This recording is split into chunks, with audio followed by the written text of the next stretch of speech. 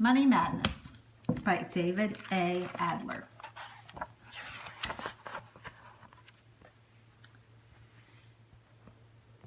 What's all the money madness? People talk about money and work for it. They seem to always want more of it. Take a look at a dollar bill. There's a nice portrait of George Washington on it, but it's just paper.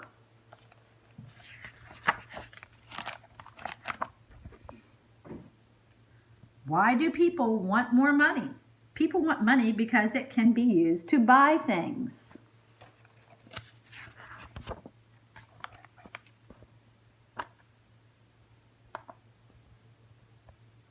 Now imagine a world without money. If you were hungry and there was no such thing as money, how would you buy a loaf of bread? You would have to bake your own. Without money, how would you get the ingredients for the bread? If no one would give or sell you flour, you would have to grow wheat, harvest it, grind it, and sift it before you could have flour for your bread.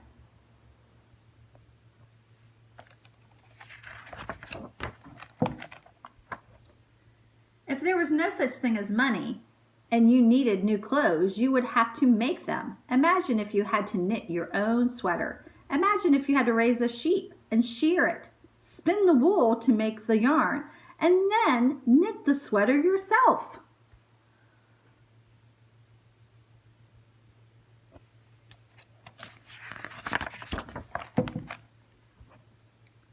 There was a time before money. Long ago, people couldn't buy things. When they were hungry, they gathered berries and killed animals. When they were cold, they gathered wood for their fires. Before there was money, people gathered and hunted for what they needed. They were self-sufficient. Some people liked to hunt. They were good at it. Others were good at making clubs or clothing. Soon people traded one thing for another. A hunter traded with a food gatherer. A club maker traded with a clothing maker. A system of trading one thing for another is called bartering. Maybe you barter. Have you ever traded one toy for another? At lunch, have you ever traded an apple for an orange? That's bartering.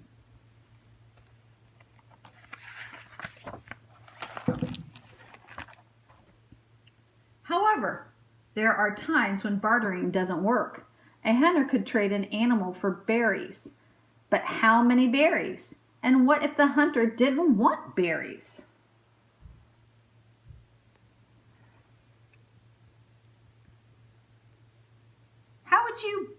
How would a baker trade for a house? How many loaves of bread would he have to trade? And why would anyone want so much bread? Long before a person could eat all that bread, most of it would be stale.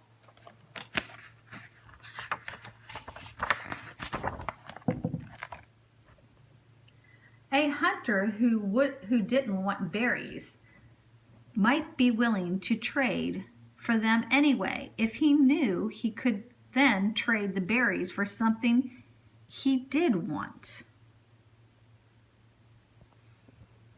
A homeowner might be willing to trade her house for bread if she knew she could then trade the bread for something she did want. In those trades, the berries and bread would be a kind of money.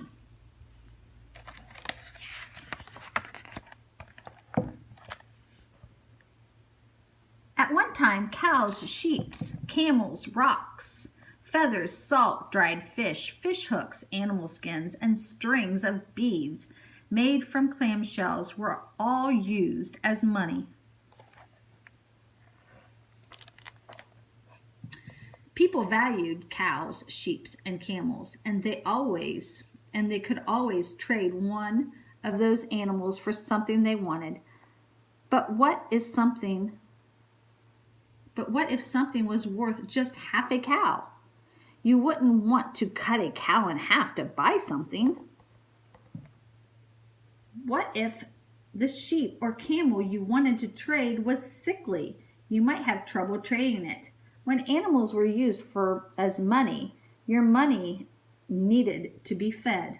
Your money would die. It could run away.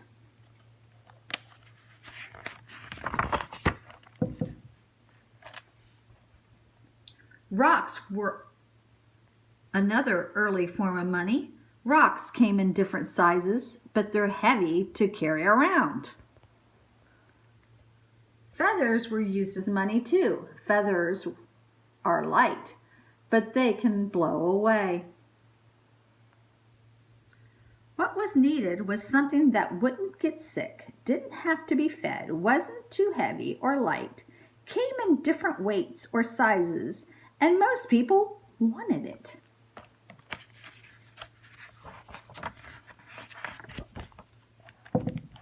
Hundreds of years ago, people found that metals made good money. People valued bronze and copper, which could be cut into small pieces just right for carrying around. To know how much each piece was worth, people just had to weigh it. The heavier the piece of metal, the more it was worth. These pieces became the first coins. Then coins were made from silver and gold. People wanted silver and gold, so they were happy to trade for silver and gold coins. But carrying many coins is difficult, so paper money was invented. The first paper money was like a printed promise, a promise that the money could be taken to a bank and traded for silver and gold coins. In the United States, people no longer used silver and gold coins as money. But paper money still has value because you can use it to buy things. You can use paper money to buy bread, furniture, and clothing. You can use it to buy a house. You can even use paper money to buy gold and silver.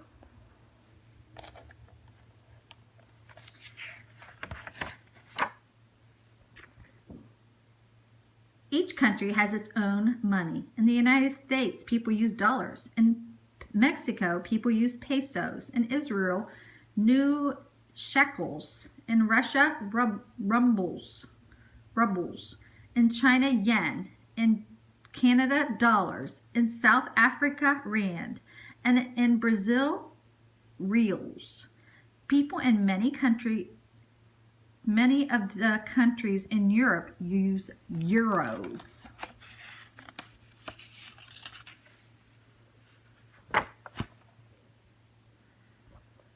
The value of money in each country keeps changing. One US dollar might be worth 10 Mexican pesos one day and a little more or less the next day. Your dollar may be worth 7 Chinese yens one day and slightly more or less the next day. The value of each country's money goes up and down in that country. When that happens, the dollar buys more. The value of each country's money goes down when prices go up in that country. When prices go up, the same dollar buys less.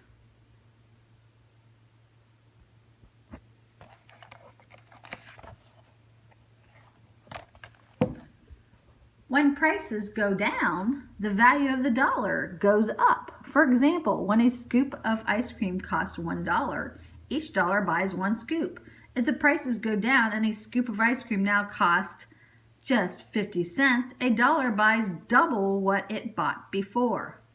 Now, a dollar buys 2 scoops of ice cream. The value of the dollar in relation to ice cream went up.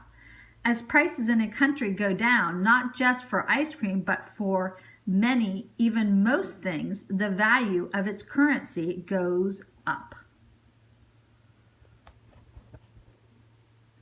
Checks and credit cards are money too, because they can be used to buy things. Some people even use digital money. With digital money, there is a computer record of the money in an account.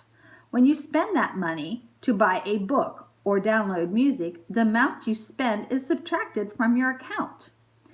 Even though you cannot see digital money, it's still money because it can be used to buy things.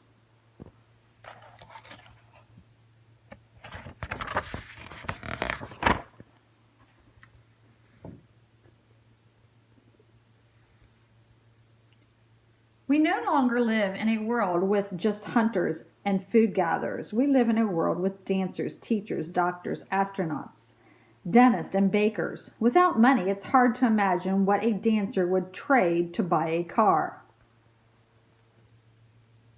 Without money, it's hard to imagine what a teacher would trade to buy a sweater. It's hard to imagine a world without money.